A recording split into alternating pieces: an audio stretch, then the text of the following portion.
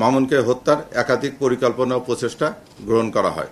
আপনারা জানেন যে ছবি দেখা গেছে, ক্যাপ পরা যে ছবি সেটা হচ্ছে রবিন, আর চুল বড় বড়ওয়ালা যে ছেলেটা সেটা হচ্ছে ফারুক, যার একটা টাইটেল আছে যে কুত্তা ফারুক নামে তাকে আন্ডারওয়ার্ল্ডে সবাই চিনে। আপনারা জানেন গত 10 তারিখে national heart foundation national medical কলেজের সামনে প্রকাশ্য দিবালোকে সন্ত্রাসী কর্তৃক আমাদের একজন তারিক সাইদ মামুন গুরুতর জখমপ্রাপ্ত হন। তাকে ওখান থেকে প্রথমে ন্যাশনাল মেডিকেল কলেজ হাসপাতালে জরুরি বিভাগে নিয়ে যাওয়া হয়। সেখান থেকে ঢাকা মেডিকেলে নিয়ে গেলে ডাক্তাররা তাকে মৃত ঘোষণা করে। প্রকাশ্য দিবালোকে দুর্বৃত্ত কর্তৃক গুলি করে হত্যায় দেশব্যাপী চাঞ্চল্যের সৃষ্টি হয়। তখন ঊর্ধ্বতন কর্তৃপক্ষের নির্দেশে ঢাকা মহানগর গোয়েন্দা বিভাগ ছায়া তদন্ত শুরু করে। ঘটনাস্থলের আশেপাশে সিসি ফুটেজ সংগ্রহ এবং বিশদ পর্যালোচনা করা হয়। প্রাপ্ত গোয়েন্দা তথ্য এবং ফুটেজ বিশ্লেষণের প্রাপ্ত তথ্যসমূহ বিশ্লেষণ করে প্রাথমিকভাবে অপরাধীদের শনাক্ত করা হয়। তাদেরকে গ্রেপ্তারের লক্ষ্যে সিলেট, নরসিংদী এবং ঢাকার বিভিন্ন স্থানে অভিযান পরিচালনা করা হয়। ঘটনার এক পর্যায়ে নরসিংদী ও ঢাকার বিভিন্ন স্থানে অভিযান পরিচালনা করে ঘটনার সাথে জড়িত 5 জন আসামিকে গ্রেপ্তার। ঘটনায় ব্যবহৃত সরবরাহকৃত অর্থ, ঘটনায় ব্যবহৃত মোটরসাইকেল, 2টি পিস্তল,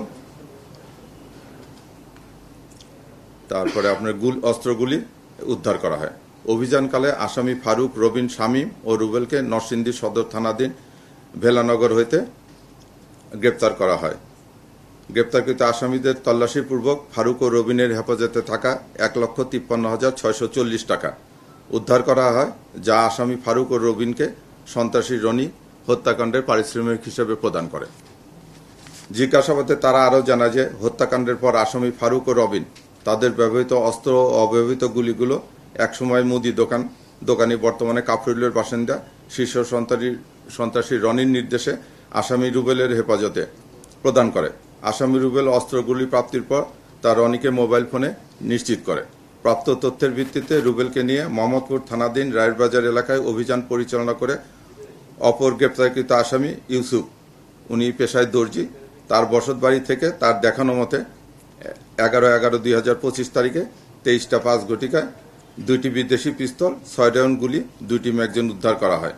গ্রেপ্তারকৃত আসামি ইউসুফ এবং রুবেল জানায় যে ঘটনার দিন 10/11/2025 তারিখে আসামি রুবেল অস্ত্রগুলি ভর্তি একটি ব্যাগ ইউসুফকে হেফাজতে রাখার জন্য বুঝিয়ে দেওয়া যায়। আসামিদের জিজ্ঞাসাবাদে জানা যায় যে সন্ত্রাসী রনি কর্তৃক আসামি ফারুকের সহায়তায় মামুনকে হত্যার একাধিক পরিকল্পনা ও প্রচেষ্টা গ্রহণ করা হয় এবং আগের পরিকল্পনাগুলো ব্যর্থ হওয়ার পর তখন তারা আগামী 10/11/2025 তারিখে ফারুকের হত্যাকাণ্ডের জন্য বেছে নেয়। ওই দিন নিহত মামুনের মামলায় হাজিরা দিন ধার্য ছিল।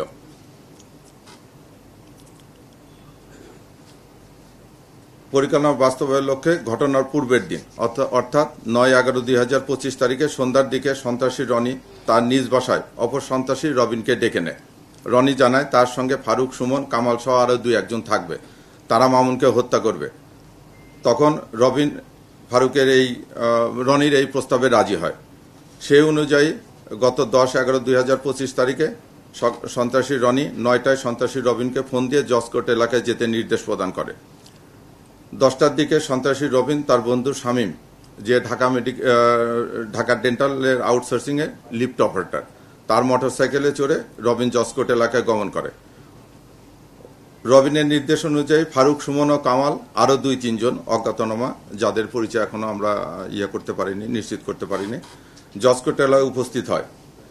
সন্ত্রাসী রনির নির্দেশে ফারুক অটোরিকশা যোগে জজকোর্ট এলাকায় গমন করে। পরিকল্পনা অনুযায়ী প্রথমে সন্ত্রাসী সুমন ও সন্ত্রাসী ফারুককে শুটিংয়ের জন্য রনির নির্দেশ প্রদান করে। এক পর্যায়ে সুমন ও রনির মধ্যে কথা কাটাকাটি হয়। সন্ত্রাসী রনি তখন সন্ত্রাসী সুমনের নিকট থাকা 2টি পিস্তল নিয়ে একটি ফারুককে, অপরটি আসামি রবিনকে হস্তান্তরপূর্বক টার্গেট ভিকটিম মামুনকে হত্যার মিশনে পাঠায়। জিজ্ঞাসাবাদে জানা যায় যে পলাতক সন্ত্রাসী কামালের উপর নির্দেশনা থাকে মামুনকে অনুসরণ করা এবং তার গতিবিধি তাদেরকে জানানো। সেই মোতাবেক সন্ত্রাসী কামাল ভিকটিমের সঙ্গে থাকে এবং তার সংকেত পেয়ে ফারুক ও রবিন ভিকটিম মামুনকে লক্ষ্য করে উপর্যুপরি গুলি ছোড়ে ও মৃত্যু নিশ্চিত করে ঘটনাস্থল ত্যাগ করে। ঘটনার পরেই তারা বেরিবাদের হয়ে রায়ের বাজার যায় এবং রনির নির্দেশ অনুযায়ী রুবেল অপর দুই সন্ত্রাসী ফারুক ও রবিনের নিকট থাকা অস্ত্র গ্রহণ করে তা রুবেলের বন্ধু ইউসুফের নিকট জমা রাখে।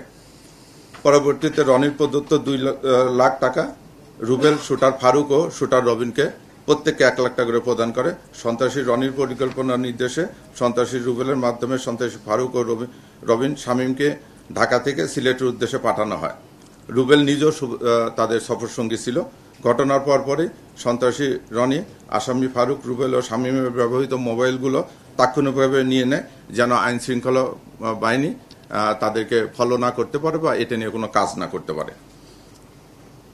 সিলেটে গমনের পর রবিন ও রুবেলের প্রচেষ্টায় ভারতে প্রবেশের চেষ্টা করে। সেখানে ভারতে প্রবেশে কোনো সুযোগ সুবিধা না পেয়ে তারা সেখান থেকে সিদ্ধান্ত নেয় যে তারা সাতক্ষীরা সীমান্ত হয়ে তাদের এক পরিচিত লোকের মাধ্যমে তারা ভারত গমন করে।